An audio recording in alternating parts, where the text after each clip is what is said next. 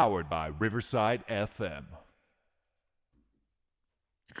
Good morning, everyone. Welcome to a new episode of the Red Devils Corner Kick podcast. I hope everyone is having a good Friday. And I'm sure when I say good, I mean that in the nicest way possible. If you are a Manchester United fan, especially with the way things went yesterday against Lyon.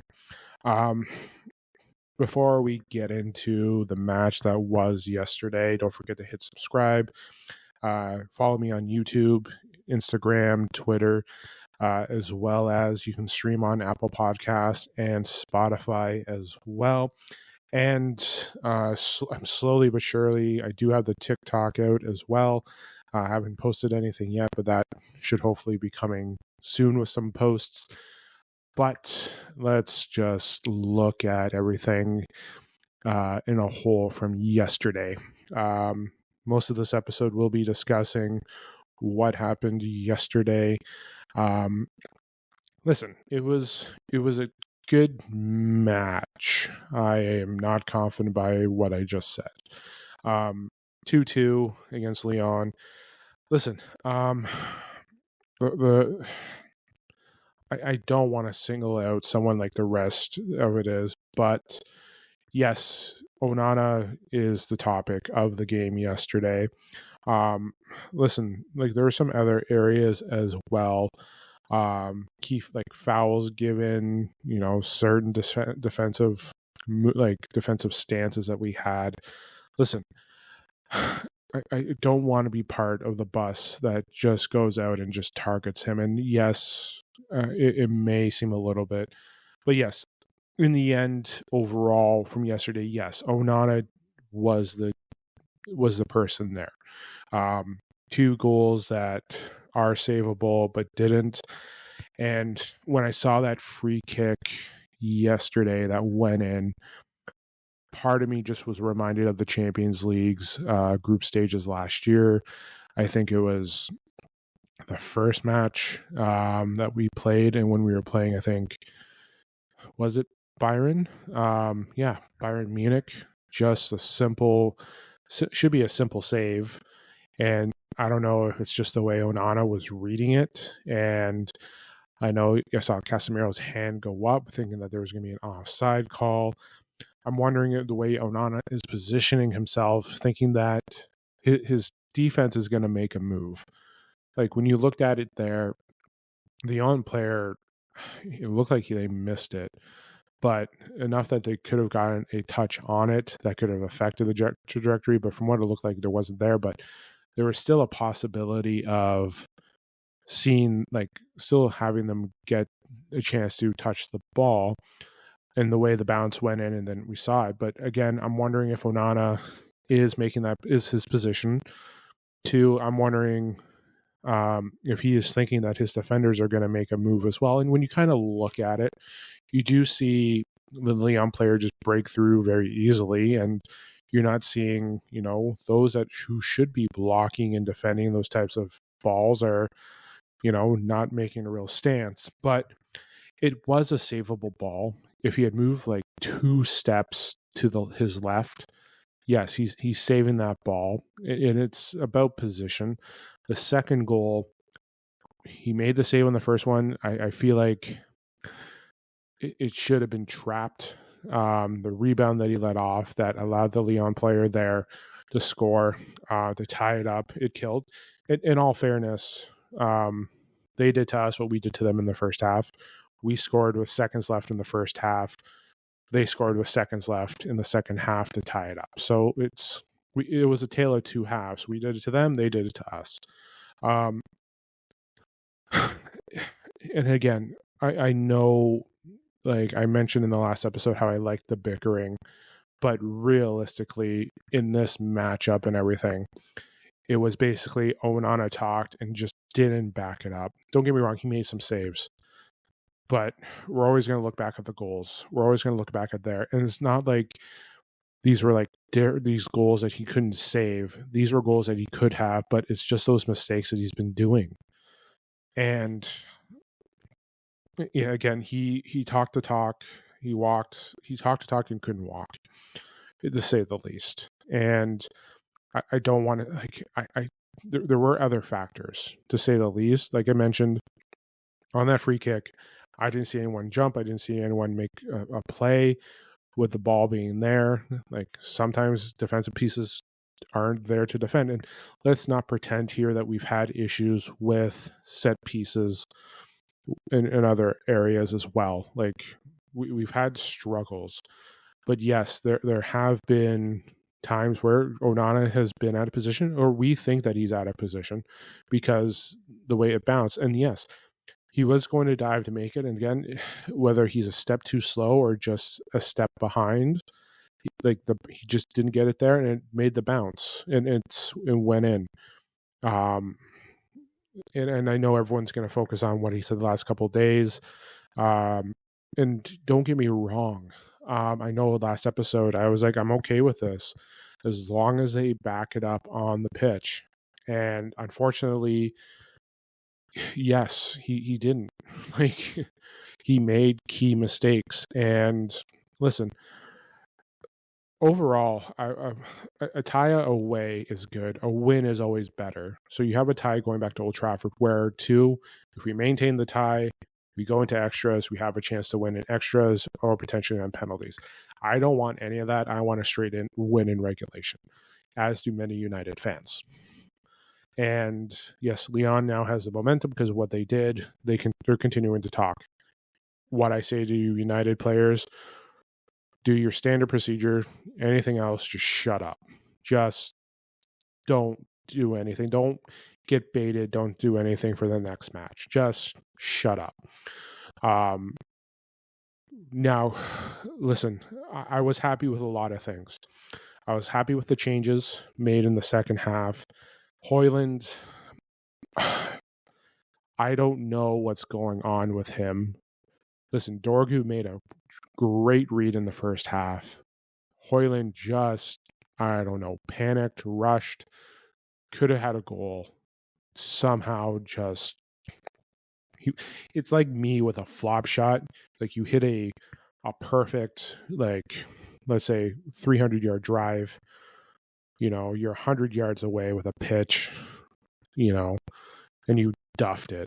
You duffed it 6 feet to your right. You're supposed to go straight, but you went right. And he went right. He went so right that the Lyon players just stared at it and watched it roll to get their free kick. I don't know. And I've listen, I liked Højlund when he came in. Because again, I talked to friends who follow him, especially on the Danish team. And like they did and I do like things that he is, but for this system and everything, it's just not working. And I know I put him in my starting lineup last week, or I put him in my starting lineup yesterday, and he did start. Højlund, Garnacho was starting there. Mount wasn't there. They put Bruno where I had Mount, and then you had Casemiro starting. And again, I liked it.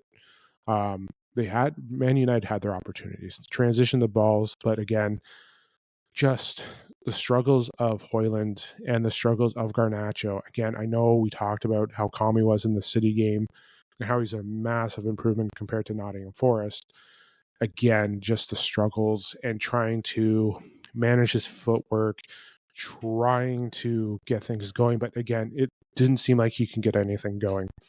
And it sucked for Højlund, because again, if Højlund scored, maybe that changes his stance in the game. Maybe that helps improve him in the game, get his confidence back in the game. But I feel like there's a struggle there. And I know, listen, everyone, I know they're happy that he scored in Leicester. Ladies and gentlemen, I'm not going to downgrade Leicester, but Leicester is not as strong as, let's say, Lyon or Man City or Nottingham Forest. They're getting relegated. So let's think about that there for a second here, ladies and gentlemen. Højlund has his struggles and they're back again. And again, Dorgu made the read in the bottom corner, got it to him. I think it was on Højlund just the way the shot went. when he receives the ball, he's not pivoting and moving up forward. The transition, he's your traditional striker, but the traditional striker doesn't work in the system like this. And when we moved on, and when we made the changes, bringing on Xerxes, having Mount come in, having Mainu come in, you saw things flow a little bit better.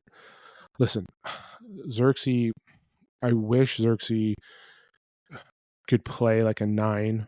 I know in his words he's a 9.5, but he's better as a 10. But the way he moves the ball with his feet and the control, and he can finish. Let's not take away that he can't finish, ladies and gentlemen. He has scored. But like when we look at it here, the way he transitions with that ball, it's what we need Højlund to do. We need him to have that footwork. And I remember I saw someone post what the final attack was. You had Xerxes at the 9.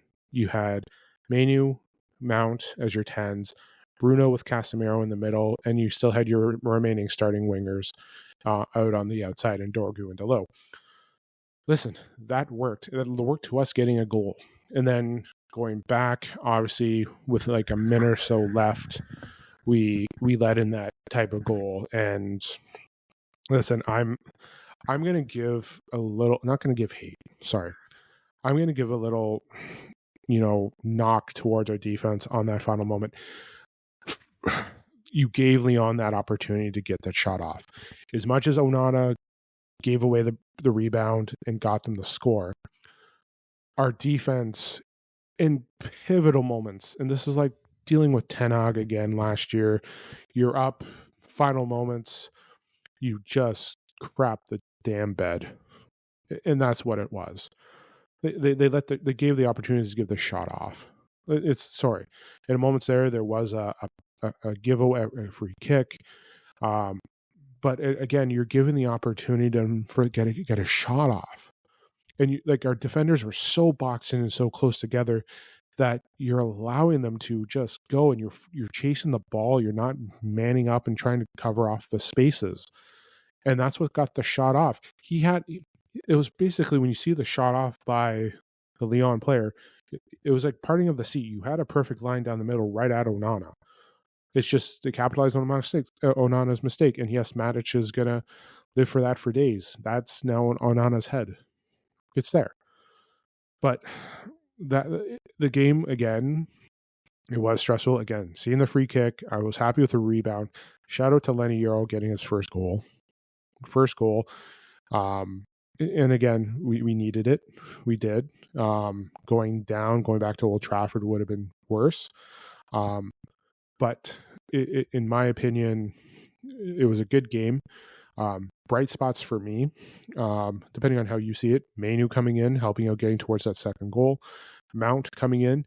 Like, one thing too is yellow cards are going to be a factor going into that next match. So that is one thing that we have to look out for. The baits. Mount is on a yellow, Ugarte is on a yellow, and I believe Casemiro is still on a yellow.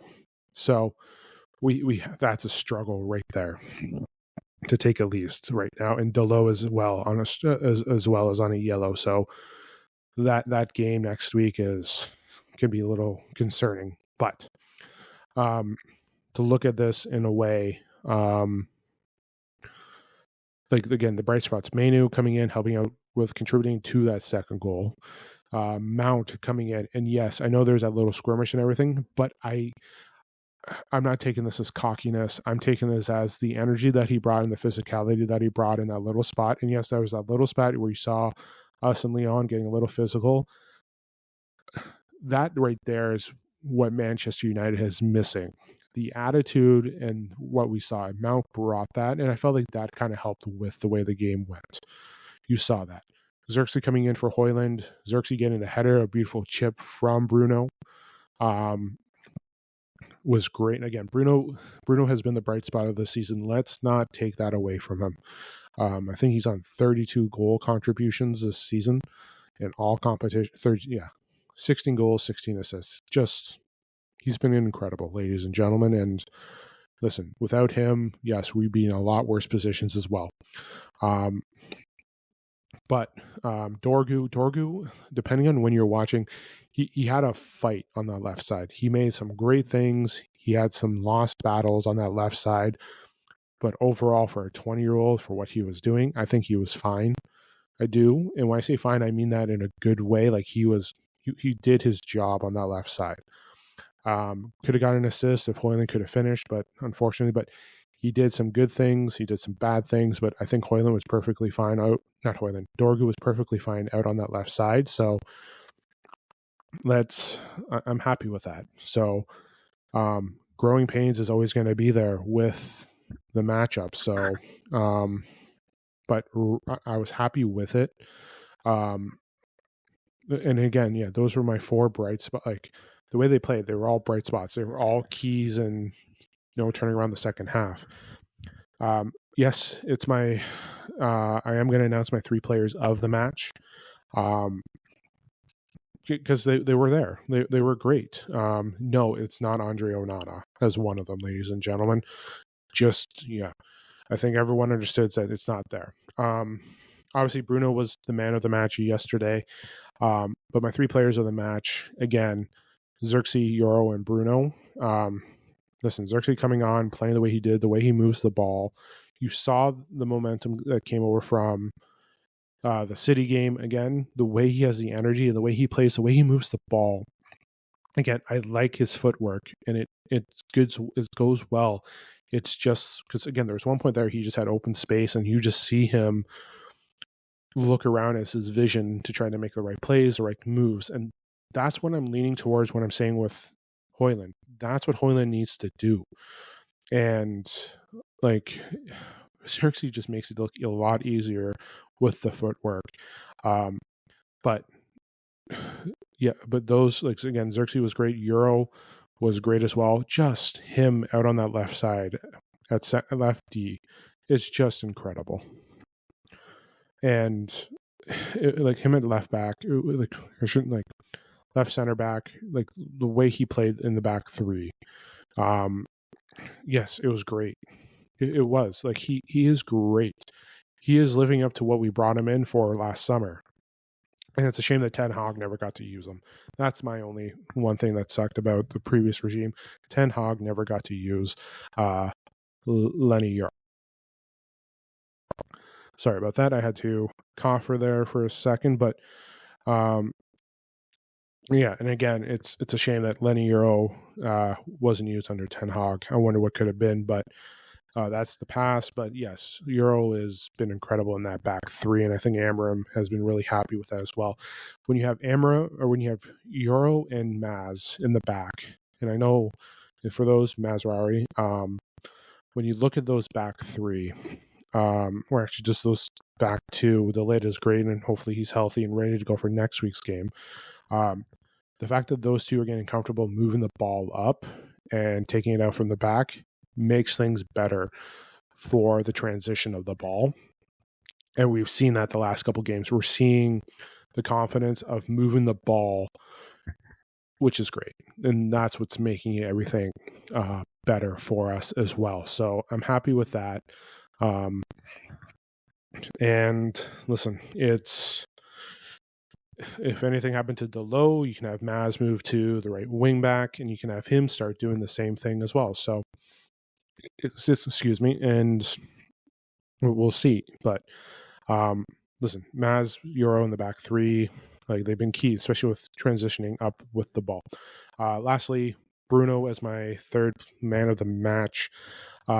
Listen, at the 10, he's good, but again, we're seeing better movement with him back in the middle. Because again, if we're able to move it through the back, so you have, let's say, Euro or Maz moving it up, they can transition it to Bruno, who can transition it up to, let's say, a Xerxes, a Menu, or a Mount, to get that going, and then we can try and get more counter or more of an attack going, and you're seeing that transition there. So again, like I said, since Amarin's come in, you're seeing the growth of how the game is playing, which is good.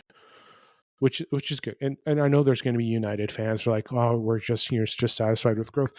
What's wrong with that? For the way the season is, and when you're transitioning to a new system, remember, ladies and gentlemen, Everyone hated Ten Hag for not using his system. Why? Because Ten Hag basically came out and said, this team cannot play my style.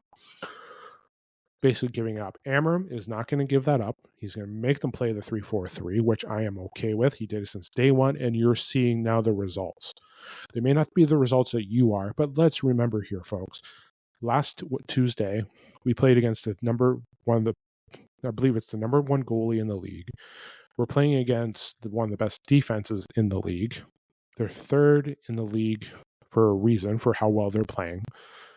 We played Man City, who Man City needs to do what they're doing, because now that there's a fifth Champions League spot, that fifth spot is now gold to anyone who's fighting for it. Like, again, we're doing good things. Yes, the results aren't coming, but the question is, let's say we finish up the season the way it is, and let's say we win Europa. With the way we're playing and the momentum with the players that we have, yes. Now, the question is going off from here to now next season with players in that will fit the system and fit what Ruben wants. And let's say we start excelling. I'm not saying win the frickin' league, but let's say we saw that growth, that transition from this season to next season, and you saw it grow and started working out. Could you not say that the end of this season was great? Not great, but good enough that you saw what the future could be? Did you not see that? Did that not throw any concern? But in the end, let's just leave it there. That'll be for a whole new episode. But I am seeing growth. Is Amram getting stressed the way things are going right now? Guys, the sky is blue. Yes, he is. You can see it. Listen, it's not easy for him right now, especially not knowing what the summer is going to be like. It makes it even worse. But he's stressed, and stress is part of this game. Stress, your elevated stress coming to this club and being a manager of Man United is even 10 times worse than being anywhere else. But I feel like him, we're seeing that growth, and I'm okay with it. And I'm not okay with him being stressed a lot, but I am okay with him that he is getting this team to grow. But it's going to take time. And I know the world, and I know that board and those lovely owners. And I am sorry, United fans. We are also a contributing factor too. And I know the last 10 years have sucked. Let's not sugarcoat, guys. It sucked. Like, don't get me wrong. We have trophies. We had some good finishes. But it sucked. Okay. And let's be fair. And last year sucked as much as we won the FA Cup. It sucked. The season before Ten Hag came in, we sucked. It's just the way things, like, we want improvement. We want the whole world as a stage. And this is what I kind of mentioned into my last one. As Man United, we are the biggest commercial club in the world. And I did go on a rant last episode. If you want to listen to that, you'll hear it. And I mentioned certain clubs who are bigger than us.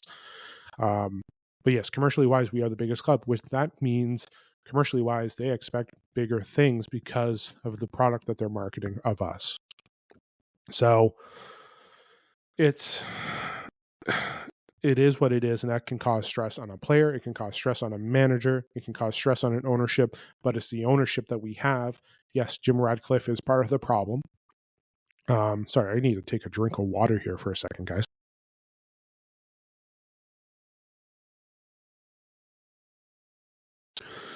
Sorry about that, guys. I had to take a little swig there. It's just something caught in the back of my throat, and when you talk so much, it's there. But for the way things are, yes, stress is there, and it can cause anything there as well. But hopefully things get better. That's all I'm going to say, and it'll ease the stress. But stress will always be there because of the club that we are. So, just getting near the end of my episode. I know my transitions haven't been there, but it's all linked together with the things that have happened and with the way yesterday has, and just last episodes and last matches and players. My question is, obviously, I know everyone's thinking about it, Onana, but is it time to move on from Hoyland, Garnacho, and Onana? That's up to you to decide, and I know people have an opinion. Hoyland and Garnacho have already been talked to about being sold this summer. With rumors of Manu's contract coming up and his extension, I think that means Garnacho's going. And I know he put his house on sale, but I think the way things are, you're looking at Alejandro Garnacho being sold this summer. And chances are he's going to Napoli, and you might see Hoyland go to the Serie A as well. That's what I'm just saying. I don't read into the house. For all we know, he's looking to upgrade. He has kids. He's got a lot more dogs. But in the end, when you're looking at it, is it time to move on from those three? Especially when you're looking at Kuna. You want Kuna to come in. You're looking at bringing in Liam Delap as well. And again, if I keep mentioning for United to look at the free transfers, get those guys in for frees. You're worried about money, but let's get the frees in. Like, I'm sorry. Like, again, get Jonathan David. If you like, Liam Delap is looking at 30 to 35 million right now because they're going to get relegated. You bring in Kuna for 60. Again, that's still lowering it. You bring in Jonathan David and bring in Angel Gomez. I know people are not like, oh, they're the French league. They're from Lille. Bring them in. You have an expert striker. Again, we're looking for creativity. And guess what? Those guys have creativity in Champions League as well. So you bring that in. And again, I understand it's all about Champions League football. And if we get in, we have the money, which is great. But Kuna is willing to come here even without Champions League. And I'm pretty sure Liam Delap is coming as well, despite lack of European competition, which is a good thing. Like I know you don't want to hear it, but I want Champions League. I want us back. But at the same time, too, you know what? No, I'm not going to continue on. I'm leaving it without it. I'm going off the rails now. I'm sorry. I'm stopping myself. I'm going to quit while I'm ahead. That's what I'm just going to say. But yes, overall, let's just go because it was mostly focused on the match and, other topics, which will come in another episode as well. I will release another episode on the weekend, possibly another episode today or probably tomorrow because I got to do the Newcastle preview. Lots of talks about that going on. The word rotation is being thrown around. There's a rumor that Bruno may not be in for Sunday as well. But that's for another episode. So I'm going to quit while I'm ahead, especially when I just said almost no as well about 30 seconds ago. But I'll save that for another episode. So, one last thing. I know I just did that. I think it might be time to switch to Bayender for the weekend. I think Bayender needs to go into the second leg.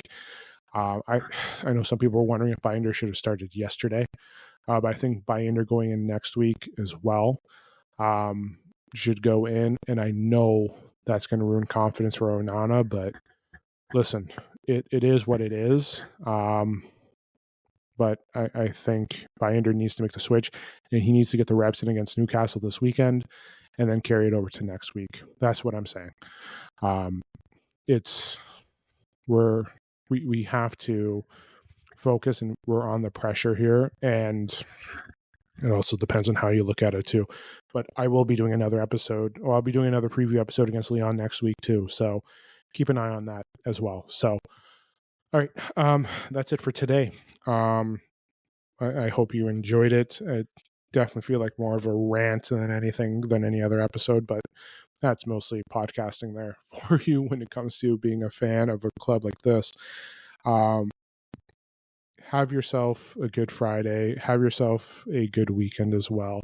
Don't forget to hit subscribe, follow on Apple and Spotify, as well as YouTube, TikTok, as well, Twitter, Instagram. Hit a like if you want to follow. That's all up to you. Thank you to those that have been subscribing and have been listening. I do greatly appreciate it. I do this for fun. It's about talking about something that you love, and this club is a roller coaster of emotions, and I think that is the nicest way to put it when it comes to football. So, but yes, that's it for today. Again, Have yourself a good Friday. Have yourself a good weekend. I'll see you guys on the next episode. This is the Red Devils Corner Kick podcast. Glory, glory, Man United.